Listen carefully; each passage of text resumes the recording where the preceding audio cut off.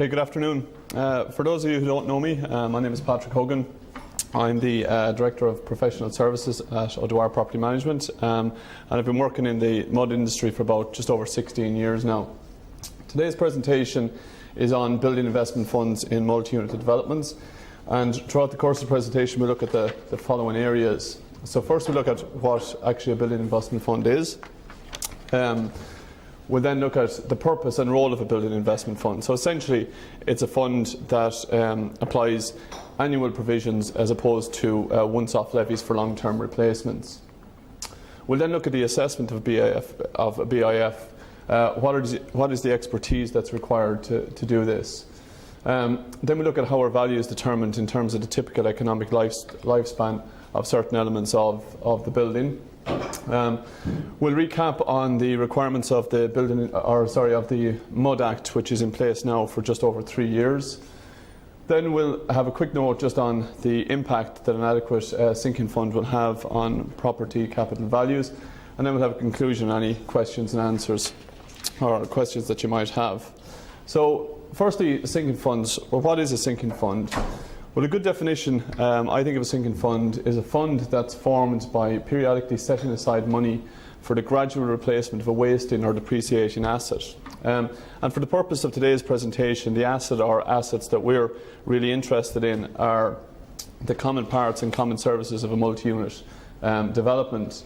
In terms of its origin, sinking funds first came into prominence back in the 18th century as a way of companies repaying corporate bonds over a 25-year period, and then more recently the term became used in property management to build as a way of describing the build-up of a reserve fund for long-term expected capital expenditure. And as we'll be aware, OMCs are obligated under the head lease to manage and maintain the common areas of the buildings, and hence why a building investment fund is required. Throughout the course of this presentation, I'll use the term building investment fund and sinking fund. They're essentially the same thing. The MUD Act definition of a sinking fund is noted here on the screen. It's essentially that every management company shall establish a building investment fund, referred to as a sinking fund, for the purpose of refurbishment, improvement and maintenance of a non-recurring nature for the OMC. So essentially, a building investment fund is like a pension fund. The earlier you start to contribute to it, obviously, the better. So it's essentially the gradual accumulation of funds as opposed to once-off levies. It makes good financial sense, and it's more equitable for all owners if you contribute on an annual basis for the ongoing long-term maintenance. Now, the reason it's equitable is that if you're an owner and you purchase in at the start and you only stay for 7 years, if you're contributing on an annual basis, you've put your money aside by the time you leave, so the new purchaser coming in isn't hit by the impact of that, and that's where you get away from having to have one-off levies. It's a planned approach. All structures and mechanical equipment in all of the MUD developments that we manage have a natural lifespan. They will cease to work and function over time, and they will have to be replaced. Things such as your lifts, fire alarm systems, roofs, everything has a lifespan. And also the cosmetics. Buildings are going to need to be repainted and recarpeted.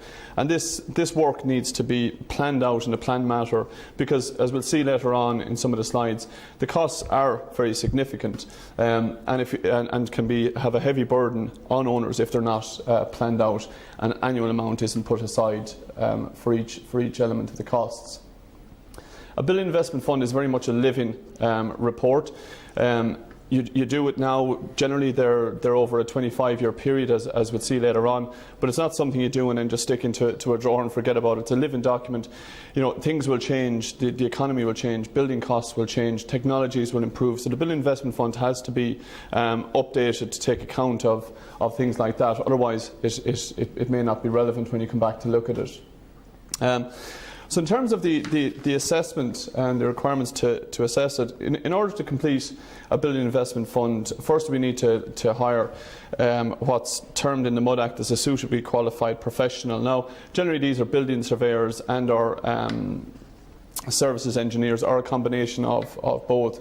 And for the majority of our clients, we would have undertaken the building investment funds because we would have that skill set in-house. This person's role is really to assist the directors of the OMC in determining the estimated annual provision that's going to be required, so that at the end of 25 years they have the right amount of money, to take care of everything within the building. So what files or what information does this person need to complete a building investment fund report? Well, they need the O&M files. Now, it's great that the MUD Act finally required that on the transfer, the O&M files have to be transferred over to the management company. Historically, this wasn't the case, and those files may not be available. Certainly in developments maybe older than 10 years, it'd be very hard to come by the O&M files. But these O&M files obviously contain all your warranties, your guarantees, hopefully as-built drawings, measurements, and suppliers and installers' details, and they're essential to completing a building investment fund report. Once we have that, then we can look at putting together a bill of quantities, so looking at all the equipment within the development, and then looking at the life cycles of that equipment and how long it's going to last. And there's various things that will impact on that. Environmental impacts. Is the building close to the coast? Is it in the city centre? The quality of the installation initially, is it a good quality lift or a poor quality lift, and how was it installed? They will all have major impacts on the total cost of the building investment fund. The site history is also very important, particularly for older developments where they might be 8 to 10 years old and are only now looking at pushing a building investment fund in place. And by this I mean that they may already have gone through a cycle of having the common areas repainted in year 7. So if you're doing a building investment fund report, you won't be budgeting to do that again until year 17, and so on. They might have got quotes for carpeting, or they might have got quotes for doing redoing the roof. All that information is very important when you're sitting down to do up the report. So once the suitably qualified professional has all that information, we can then look to pull together the report. The examples I'm going to give, as I said, are over a 25-year period, looking at all the costs and then bringing that back to an annual provision required to adequately fund the development going forward. And within that 25-year cycle, certain elements of the development are going to need to be carried out a number of times. So, as I mentioned, your painting, your recarpeting, or your fire systems, they might be done twice within a 25-year period. But if you have pitch roofs, they won't be touched at all, hopefully within the 25-year period. But you still need to budget for them, because they will be done eventually, probably in year 50 or so. And the cycle doesn't necessarily have to be 25 years.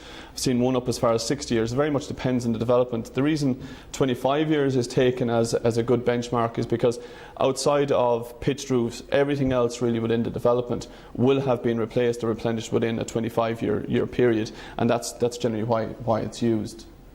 So what's looked at when a building investment fund report has been put together? Well, firstly, the fabric of the building, both internal and external. So looking at the roofs, are they flat roofs, are they tiled roofs, or are they pitched roofs? Obviously these have different lifespans and different cost implications.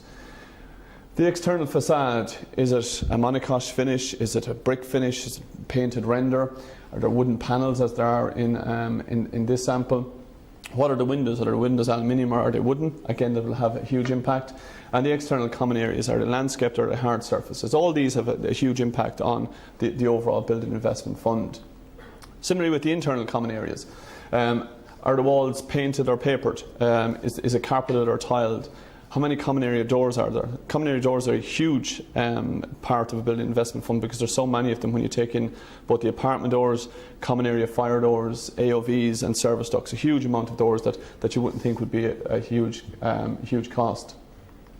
We also look at the mechanical and electrical equipment. So we've got the life safety systems, fire alarms, AOVs, emergency lighting, etc. Security systems, if we have CCTV systems, if we have access or intercom systems. Mechanical systems, high cost items such as your lift maintenance, pressurised pump sets, electric gates.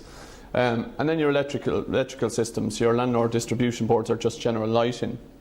And really all developments, certainly that have been built in the last 10 years, will have a combination of, if not all, of this equipment.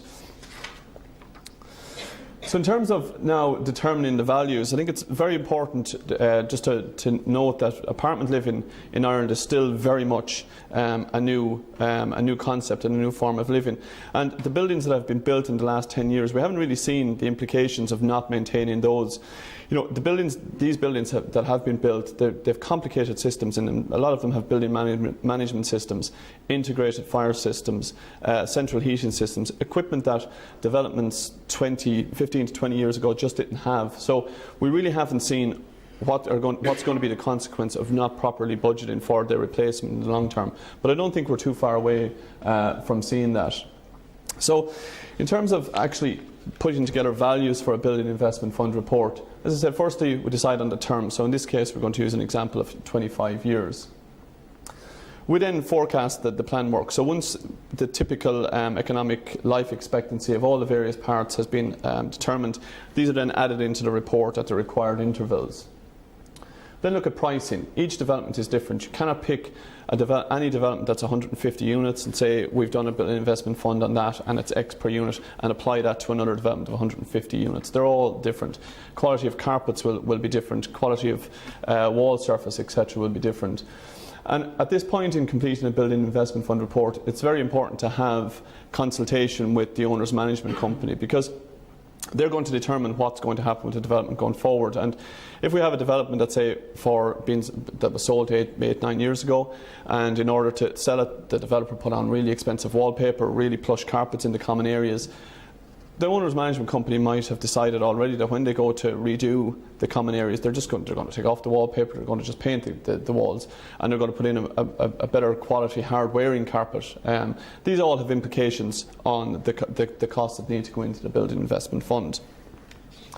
OMC budgets, another thing that needs to be taken into consideration in determining the values. Similarly to the way service charges are apportioned within any of the developments we manage, we could have houses, apartments and duplexes, and they will all have individual budgets. They'll all contribute to different things within those budgets. Similarly, the building investment fund will be split that way, so you won't have houses paying towards lifts, so you won't have duplexes paying towards lifts, things like that. Once all this has been looked at, we then can look at, well, the annual contribution that needs to be put aside. And really there are two models that can be used for this. If you can imagine that just take an example, we're trying to get to a figure of 2 million over 25 years. One way of doing it is that you start at a figure, and let's say that's €300 would be to start at, and that you have a straight line graph the whole way up to get to your 2 million, so that you're having a steady increase in the contribution that's required. It could be 300 in year 1, 310, 320, the whole way along, and you keep that line straight. The other way to do it is to have a stepped approach. So again, we have the same figures that we need to get to. We're starting at the same base, but we're not changing it for 5 years. So we're keeping 300 consistent for 5 years, and then we're upping it probably to 400, keeping that for 5 years, and so on. Now, our experience has been, like across we've about 70% of our clients have had building investment funds reports completed on them, and nearly in all of them they're going for the annual increase, because it takes the uncertainty out of budgeting, and it gets away from having large increases in service charge budgets, and that's not something we want to be going to general meetings with. So we've all that work carried out, we generally end up with a table that looks a little bit like this. So this is a sample of a development that's 300 units and was built in 2005. So across the bottom we have all the elements of the development, and on the left hand side then the proposed economic life of each element. So as you can see there, this is the development that has a combination of both flat roofs and pitch roofs. It's got carpets, and it's painted internally, and it's got wooden windows, and then it has all your typical Mechanelec equipment that you would expect it to have. So the costs are put in against this, and your building investment fund report ends up looking a little bit like this graph. So if you can imagine, we're starting over at year 1, and if we hadn't any expenditure, as I said earlier, that graph would just go straight up in a straight line. So the dips are your expenditure, and if we just look at a couple of the dips there, in year 4 with the first major dip. And if we go back to this report here, we'll see that in the middle of that we're revarnishing the windows. So that's why we have, and we're doing some work on the emergency lighting. That's why we have our first dip in the investment fund. We then start to contribute to it again, and then we have a major dip there in year 10 and 11. And again, if we go back to this report, you'll see that's because we're doing the carpets and the interior painting. We go on and we have a bit of expenditure then between that and year 16, but our major expenditure within this development comes between year 16 and years 20. And that is because if you look at the two costs that are bookending, the rest of them, the flat roofs and the lifts, they're your major cost items, and that's what's happening between those 2 years. And because they're so expensive, and it goes back to what I'm saying about funding and how we fund, those costs are generally split over a number of years. So if you have 8 lifts in a development, you might do 2 lifts a year for 4 years. It allows you to budget correctly. We then still have a balance at the end of year 20, and hopefully at that stage you have a development that pretty much looks as good as it did at day 1. And you start the process again. You start building, and then in year 24 we come back and we're into the second round of, we've done our painting and carpets again, and we're into replacing our fire alarm system, etc. Now within that we haven't touched the pitched roofs, but at the end of the 25 years, in this example, we have a fund that's still worth over 900,000, and that will continue to go on, so that when we get to year 50 or 55, as we saw on the other graph, we will have money there to replace the roofs. So we just look briefly at the Multi-Unit Development Act that came in just over 3 years ago in 2011, and what requirements it brought in respect of building investment funds. So the first requirement it brought in, that firstly that OMCs had to establish a building investment fund for the refurbishment, improvement or maintenance of a non-recurring nature, and we'll come back and look at those in a second. It also established that the fund must be put in place within 3 years of the first sale of, or in the developments that were already in existence within 18 months of the Act, which would have been September 12th. So essentially, every development should now, in theory, have a building investment fund. It set out the contributions that owners were liable to pay towards, which was a figure of €200 or other such sum as agreed at an annual general meeting. Now, our experience on this since the introduction of the MUD Act has been that where our clients have had building investment fund reports completed, that they're generally budgeting in accordance with those building investment fund reports. Where they haven't had a building investment fund report carried out, they're generally defaulting to the €200 figure. That leads then to the next question we get asked, well, is that €200 figure adequate, or where did it come from? Our view on it is that it was simply a figure put in for management companies that didn't have sinking funds to make them start to establish it. But if we actually look at, well, is it an adequate figure? Again, if we take a simple example of a development of 150 units, it's 10 years old, the OMC decide that they want to repaint and recarpet the common areas. They go out and they get it costed, and it's going to cost about 80,000 to paint the common areas. Bring that back to an annual figure, you're probably looking at just in and around 50 to 55 euros per unit per annum that you need to put aside to get to the 80,000 at the end of year 10. Similarly with the carpets, if you apply the same model, you're looking at a figure of about 50 euros per unit. So straight away, we have now spent 103 euros of our 200 euros, and all we've done is painted and carpeted the development. We haven't looked at the big items like your lifts, your fire alarm systems, things like that. So certainly we would think that 200 euros for developments built in the last number of years is certainly a very low ball figure. The Act also requires that each member is given a report each year on the funds held to the credit of the sinking fund. This is something we have always done anyway as part of our audited accounts. We've itemised out the sinking fund separately. And very importantly, it sets out that the MUD Act provides that funds collected for the purpose of the sinking fund cannot be used for any other expenditure. And this is something we would have highlighted back in 2011 as a potential issue, because at that stage you're in the middle of the downturn, Service charge collections were getting increasingly difficult, and out of sheer necessity, a lot of management companies had no choice but to, at the end and start of their financial years, to dip into the sinking fund to pay contractors or pay for insurance that might be coming out at the start of the year.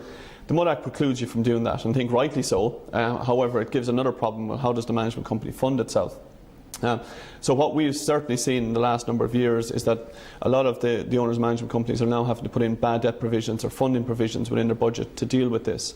And it's certainly the case for management companies that have debtor problems, where you might only be collecting 80 to 85% of your service charges, and that's a problem that continues to cause hassle. Going back then just to item number 1 here, which is what the sinking fund can be used for. It says the refurbishment, improvement or maintenance of a non-recurring nature. So if you just look at those, the refurbishment, that's pretty straightforward. That is all the items that we've discussed that would form part of a building investment fund report: replacing your roofs, repainting, recarpeting, etc. Improvement, throughout the course of a year, for necessity, for security requirements or whatever it might be, the OMC might decide, well, we want to put in a new CCTV system. We never had one before, we want to put one in.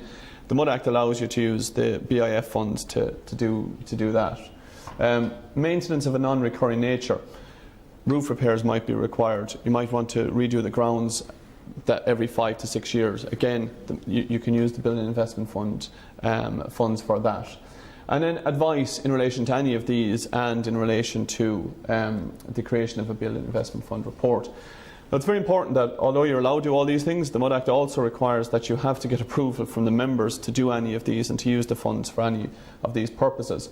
And one way of dealing with that, particularly where you have a Building Investment Fund report completed, is that at the start of the financial year, with our clients, we're reviewing the Building Investment Fund report, and we're saying, okay, well, these are the items that are due to be carried out this year. You're putting those on the agenda of the general meeting. You're getting approval to use the funds to carry out those works. Regardless of whether you have quotes or not, you're getting approval to use the funds. Not as easy to do that for maintenance, obviously, of a non-recurring nature, because that are improvement works, because they might just happen during the course of the year. So you have to retrospectively go back and get approval to use the BIF on those. Otherwise, they're going to have to go in as operational expenditure, and that could cause an increase on your service charges. So then, just looking at the impact of an adequately funded sinking fund. If we just go back, I think many apartment owners, particularly owner-occupiers who would have purchased in the last, say, 5 to 10 years, probably did it as a way of getting their foot onto the property ladder, and probably only had a 3 to 5 year view of their investment. They'd sell up, make a bit of profit and move on. So they really didn't care too much, or had no interest in the Building Investment Fund or the level of it. Unfortunately, then we had the downturn, and the consequence of that really is now that we have a shortage of housing. So people are now being forced to stay in their apartments, but it's also now becoming a new form of living that I think is going to continue to increase. And because of that, people are now, and certainly we've seen in the last 3 years, are now taking much more focused on the sinking fund, and we're probably getting closer to the view that our European counterparts would take, where they've much more established multi-unit environments, and they take the proper view of a sinking fund. And similarly, I think OMCs have started to realise that the long-term investment in their development is in everyone's interest, and that it's unavoidable, and that they really need to start putting money aside for the sinking fund. Indeed, I think a couple of my colleagues here will agree, when we're getting asked when there's second-hand purchases going on, one of the things we're asked under Requisition 37 is, there's 2 questions on the Building Investment Fund. Is there a Building Investment Fund, and is it adequate? Now, the first part of that, is there a Building Investment Fund? That's pretty simple to answer. It's either yes or it's no. In terms of is it adequate, I think if you have a Building Investment Fund report carried out, if it's been reviewed every 5 years, and if the company is providing in line with that, I think certainly you can tick that box and say yes, it's adequately funded. If you don't have a Building Investment Fund, and if you don't have a Building Investment Fund and you're only providing, say, the €200, you can't really say that that's adequate, because you have no basis to say that. And if the management company does say it's adequate, and scenario 1 here happens when I purchase an apartment and I'm hit with a levy, I think there could be consequences back to the management company for providing that information. And I think this is an example of what we will start to see happening in the next couple of years as the market starts to go again and apartments start to flip. That you're going to have different developments, one that has a sinking fund, one that doesn't, one that needs a levy and one that doesn't. And I think from that, and based on what I've said, it's pretty obvious which one people are going to buy. And as a result, we are going to start to see some slums develop in Ireland if building investment funds aren't actually put in place. So I think then, just to conclude, I think from what basically we're advocating is that every development needs to have a building investment fund report completed to determine what fund is required for the long-term replacement of all the common parts, and that the management company in turn funds in accordance with that report. Once they do a report, it needs to be consistently reviewed and brought up to date with technological advances, etc. And that ultimately it's imperative that a building investment fund is in place for the sustainability of apartment living going forward. Thank you very much, and I'll take any questions you might have.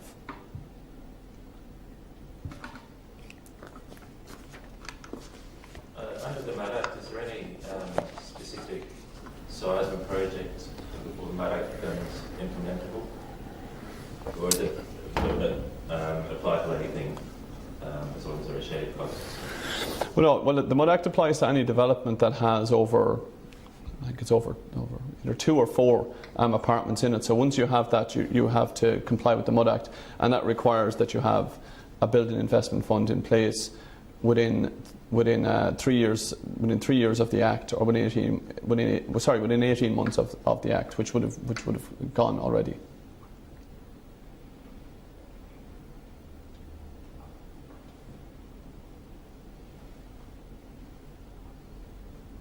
No other questions?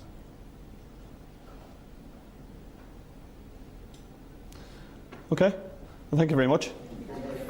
Thank you.